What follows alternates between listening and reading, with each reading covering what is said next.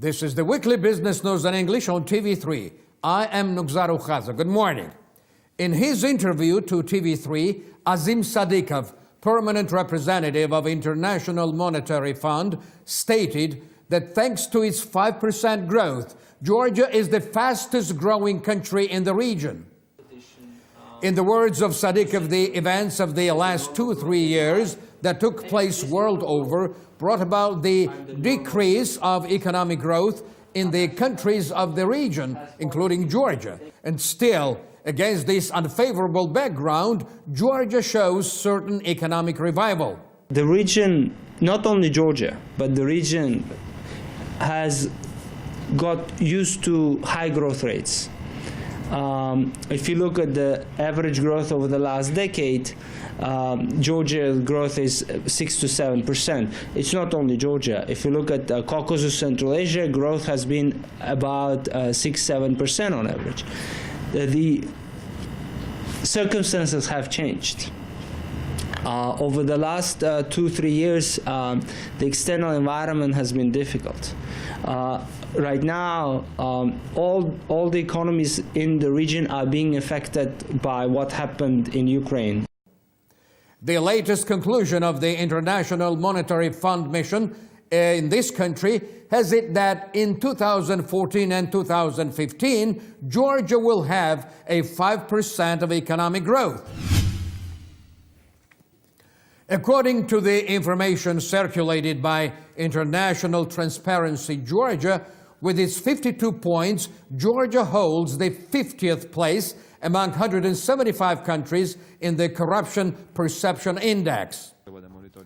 The NGO asserts that for the last 3 years, the level of corruption perception was stable and no progress or drawback was observed during that period.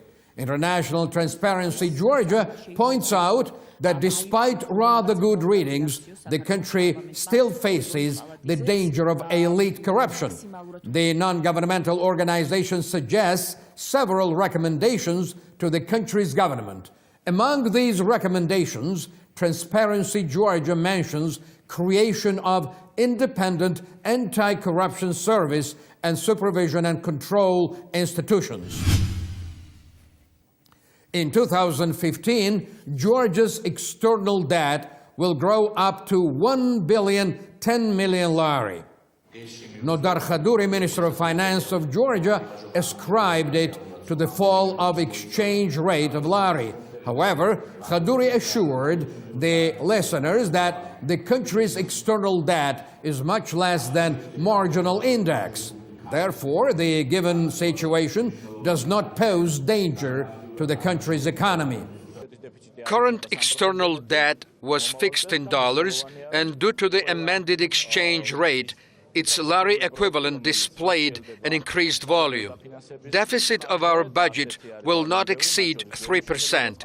It is significant that all our infrastructural projects, such as building of roads, rehabilitation of water supply and sewerage systems, environment protection, energy and infrastructural projects, be effectively implemented through foreign financing. Soon enough, our public will see positive results. Minister of Finance summed up 2 years of his ministry's work in front of the representatives of mass media and international organizations. While within the framework of transparent management, the Minister of Finance was giving account to the public outside, in front of the government chancellery, members of Free Zone were holding a rally. Participants in the rally were armed with the banners. Some of those banners read, "Who is responsible for the increased prices? Hand out pensions instead of bonuses." Some of those banners contained certain mocking connotations in a slightly risque language. They promised people a 20 lari pension. Instead, they gave a failed budget. Prices are skyrocketing. Against this background, Nodar Khadouri and other ministers issue huge bonuses for themselves. According to the participants in the rally, if the Georgian Dream ruling coalition does not change its economic policy as soon as possible and does not overcome the crisis, their protests will acquire a bigger scale. At the meeting attended by the Georgian healthcare minister, representative of UNICEF in Georgia, Sasha Groman, and regional director of World Bank, they discussed the problems and strategies of struggle against poverty. By current data, 50,000 children live in dire poverty in Georgia. They use less than 2 lari per day, which is less than minimum subsistence level. Meanwhile, 225,000 children use less than 4 and 5.5 lari per diem. Children's poverty is a topical problem for many countries. According to the recent researches of UNICEF, the data of the last October show that even in the European countries, absolute index of children's poverty has increased. Fortunately, in Georgia, the trend is changing. The index of children's poverty is decreasing. As for the children who live in utter poverty, we have a good deal of work outstanding in that sphere. UNICEF is very pleased to host this workshop today together with the World Bank. Since 2009, we have been regularly conducting welfare monitoring surveys in Georgia, and the findings show us that Georgia has made progress in reducing poverty in the country. However, at the same time, we also see that certain groups have been left out of this progress, and in particular, children have a much higher risk of being in extreme poverty, and in fact, poverty among children has been increasing over the last 2 years. UNICEF and World Bank are ready to support the Georgian government in building social security systems.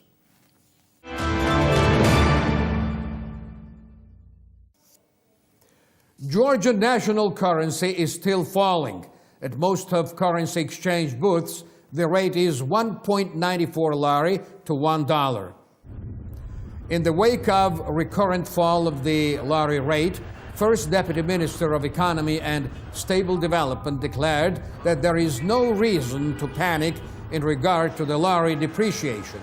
In the words of Dmitry Kumsishvili, National Bank and Ministry of Finance possess the instruments that can stabilize the rate of lari.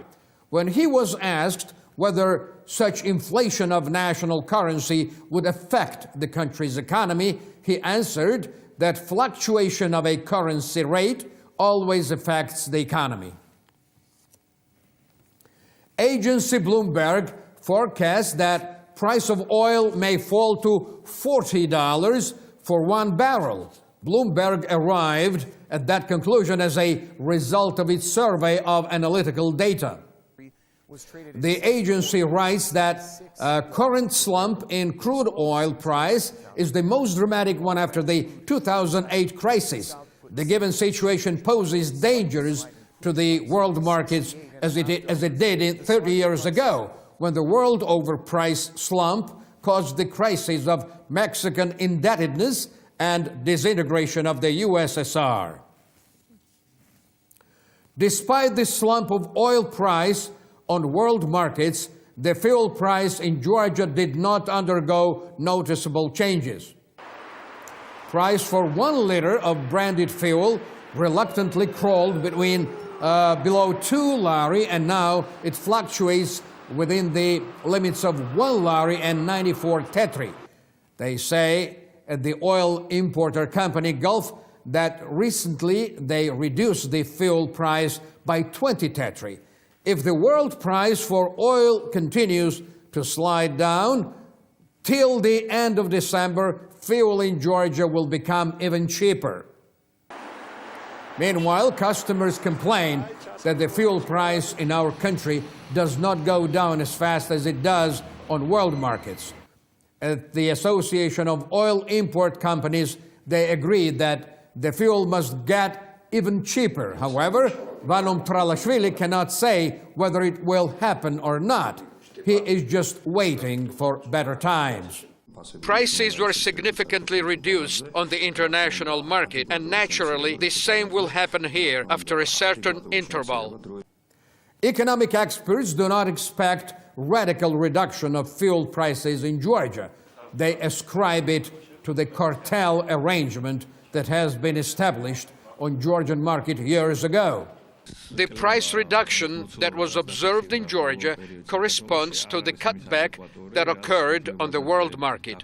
Starting from January the 1st of this year up to this time, oil price on the world market dropped by 20%, while on Georgian market, fuel became cheaper just by 1%.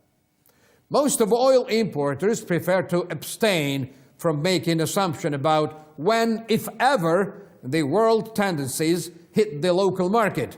Meanwhile, the Agency of Competition is investigating the current process on Georgian market.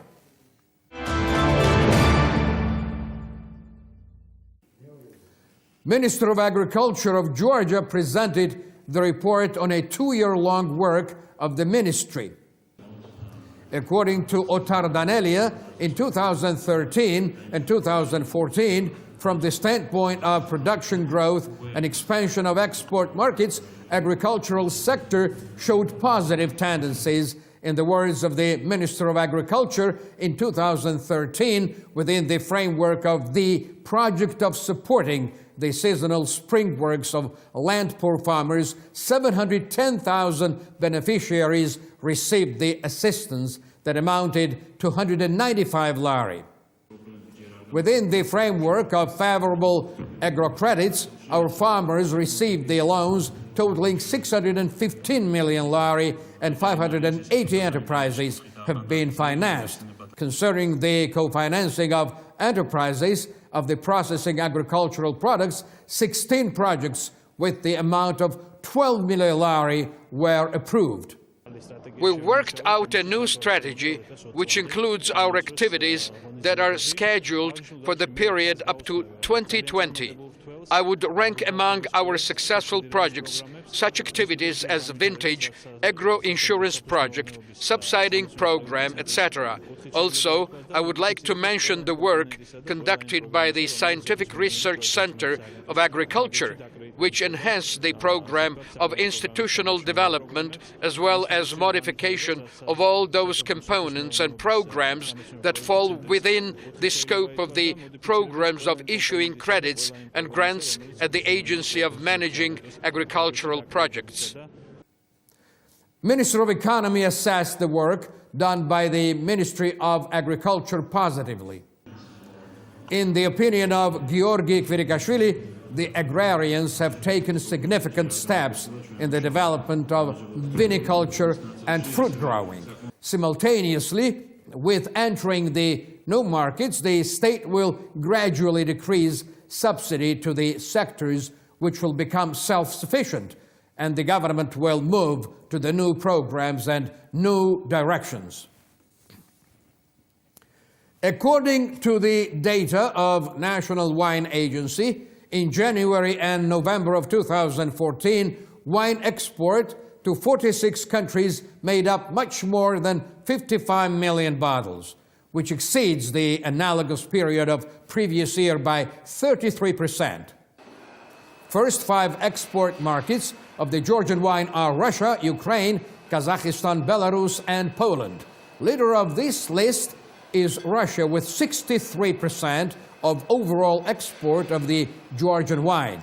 By the data of 11 months of 2014, wine export to Russia considerably exceeded 35 million bottles. Team of 10 leading export countries is composed of China, Latvia, Lithuania, Estonia, and Germany. In terms of money, overall wine export brought almost 170 million United States dollars, which is by 36% more than the index of analogous period of 2013. Together with the World Bank, National Tourist Agency elaborated a new strategy of tourism. Although at the meeting it was noted that the new approach needed further development and refinement, they acquainted the tourist companies with main directions of the strategy. Tourist companies stressed adequate infrastructure as an impediment to the proper development of tourism. According to Georgi Chogavadze, Chief of National Tourism Administration, private sector will be actively involved in working out the strategy, elaboration of a long-term operative and strategic plan of tourism development in Georgia will be over in the spring of 2015. Bank of Georgia and German Development Bank have concluded an agreement on the credit of 25 million euro. This credit will allow the investors to utilize long-term, low-interest financial resource for realization of the projects of so-called renewable energy. Meanwhile, the credit will be spent on constructing small hydroelectric stations. Minister of Energy and potential investors attended the presentation, which took place at the head office of Bank of Georgia. I welcome the decision of the Bank of Georgia to sign an agreement on cooperation with German Development Bank. At the first stage, they will allocate 25 million euros with the aim of building small and middle-sized hydro stations in Georgia. This project is very important because the energy sphere is the priority of our government.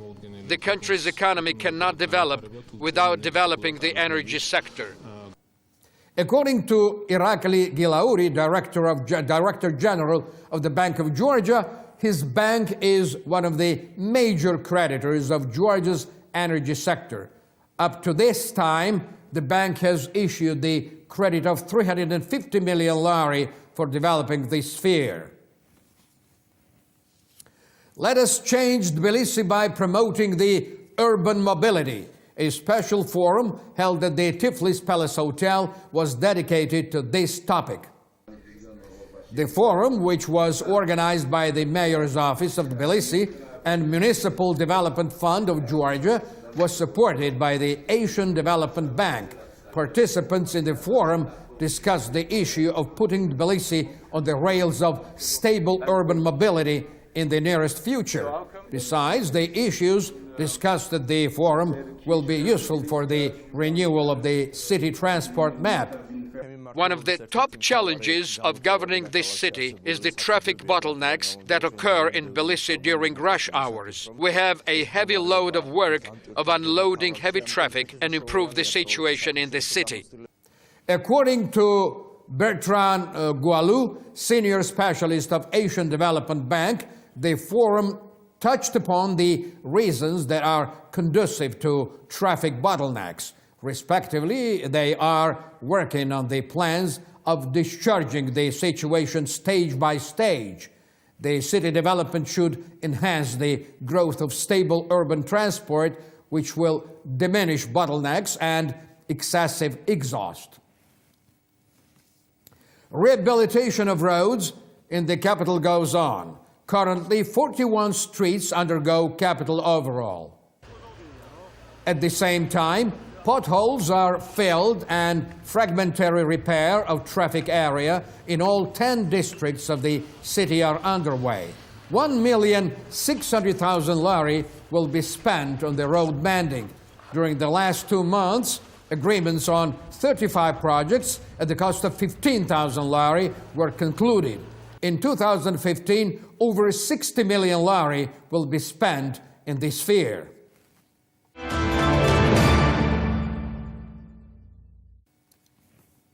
Will they build shopping centers on the occupied territories?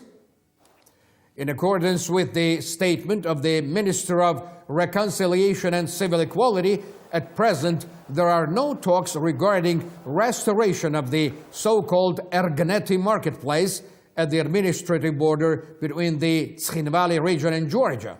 Although, according to State Minister Zakarishvili, they plan to open such a marketplace near the Gali district. In future, they may open a marketplace in Erganeti as well.